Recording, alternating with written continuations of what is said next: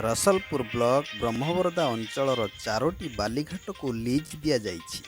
ତେବେ ଏହି ଅଞ୍ଚଳର ମାତ୍ର କେଇ କିଲୋମିଟର ମଧ୍ୟରେ ମାଳମାଳ ବାଲିଘାଟକୁ ନେଇ ଅସନ୍ତୋଷ ବୃଦ୍ଧି ପାଇଥିବା ବେଳେ ଲିଜ୍ଧାରୀମାନେ ଜାଲିଆତି କରି ଘାଟ ହାତେଇଥିବା ଜାଣିବାକୁ ମିଳିଛି।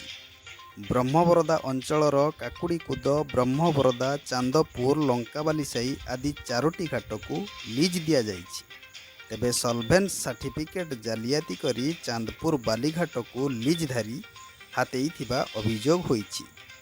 ସୂଚନା ଥାଉକି 2018 ଡିସେମ୍ବର 21 ତାରିଖରେ ମହେଶ୍ୱରପୁର ପଞ୍ଚାୟତ ଚାନ୍ଦପୁର ବାଲିଘାଟ ଲିଜ୍ ପାଇଁ ବିଜ୍ଞପ୍ତି ପ୍ରକାଶ ହୋଇଥିଲା। 2019 ଜାନୁଆରୀ 8 ତାରିଖ ଆବେଦନର ଶେଷ ତାରିଖ ଥିଲା। ଆବେଦନ କରିବାକୁ ସଲଭେନ୍ସ ସାର୍ଟିଫିକେଟ୍ ପ୍ରଦାନ କରିବାର ବ୍ୟବସ୍ଥା ରହିଛି। ହେଲେ ଏହି ଘାଟକୁ ଲିଜ୍ ନେବାକୁ ଅନେକ ବ୍ୟକ୍ତି ଆବେଦନ କରିଥିବା ବେଳେ ଲକ୍ଷ୍ମୀଧର ଜେନା, ପିତା ପିତବାସ ଜେନା, ଗ୍ରାମ ରୁଢ଼ିଆଙ୍କ ଆବେଦନକୁ ଗ୍ରହଣ କରାଯାଇଥିଲା। ହେଲେ RTI ତଥ୍ୟ ଅନୁଯାୟୀ ଲକ୍ଷ୍ମୀଧର ଜେନା ଆବେଦନ ସମୟରେ ସଲଭେନ୍ସ ସାର୍ଟିଫିକେଟ୍ରେ ଜାଲିଆତି କରିଥିବା ଜାଣିବାକୁ ମିଳିଛି।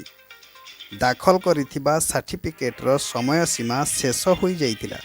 ତେବେ ଲିଜ୍ଧାରୀ ଲକ୍ଷ୍ମୀଧର ଜେନା ସଲଭେନ୍ସ ସାର୍ଟିଫିକେଟ୍ରେ 11/12/2017 ତାରିଖକୁ ବଦଳାଇ 11/12/2018 କରିଥିବା ଜଣାପଡ଼ିଛି। ଏନେଇ ମହେଶ୍ୱରପୁର ଗ୍ରାମର ଜଣେ ବ୍ୟକ୍ତି ଗତ 2021 ଅଗଷ୍ଟ 27 ତାରିଖରେ ରସଲପୁର ତହସିଲ ଯାଜପୁର ଜିଲ୍ଲାପାଳଙ୍କୁ ଅଭିଯୋଗ କରିଥିଲେ।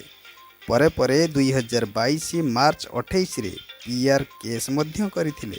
ଏହି ଅଭିଯୋଗ ଆଧାରରେ ଅତିରିକ୍ତ ଜିଲ୍ଲାପାଳ 2022 ଏପ୍ରିଲ 11 ତାରିଖରେ ରସଲପୁର ତହସିଲଦାରଙ୍କୁ ଘଟଣାର ତଦାରଖ କରିବାକୁ ନିର୍ଦ୍ଦେଶ ଦେଇଥିଲେ। ରସଲପୁର ତହସିଲଦାର ଘଟଣାକୁ ନେଇ 2022 ଏପ୍ରିଲ 25 ତାରିଖରେ ବ୍ୟାସନଗର ତହସିଲକୁ ଜଣାଇଥିଲେ।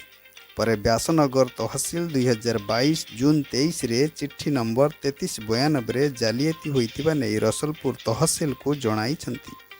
ଏହା ମଧ୍ୟରେ 1.5 ମାସ ବିତି ଯାଇଥିଲେ ମଧ୍ୟ ରସଲପୁର ତହସିଲଦାର ନିରଞ୍ଜନ ସାହୁ କୌଣସି କାର୍ଯ୍ୟାନୁଷ୍ଠାନ ଗ୍ରହଣ କରିନାହାନ୍ତି। ଏନେଇ ତହସିଲଦାର ଶ୍ରୀ ସାହୁଙ୍କୁ ପଚାରିବାରୁ ସଲଭେନ୍ସ ସାର୍ଟିଫିକେଟ୍ର ଅବଧି 1 ବର୍ଷ, ତେବେ ଆମେ 1.5 ବର୍ଷ ପର୍ଯ୍ୟନ୍ତ ଏହାକୁ ଗ୍ରହଣ କରୁଛୁ ବୋଲି କହିଛନ୍ତି। ତେବେ ଏଠାରେ ପ୍ରଶ୍ନ ଉଠୁଛି, ଲିଜ୍ଧାରୀ କାହିଁକି ଜାଲିଆତି କରି ଏହି ସାର୍ଟିଫିକେଟ୍ର ତାରିଖ ବଦଳାଇଲେ? ଏହାକୁ ନେଇ ଅଭିଯୋଗକାରୀ ଲୋକାୟୁକ୍ତକୁ ଯାଇଥିବା କହିଛନ୍ତି।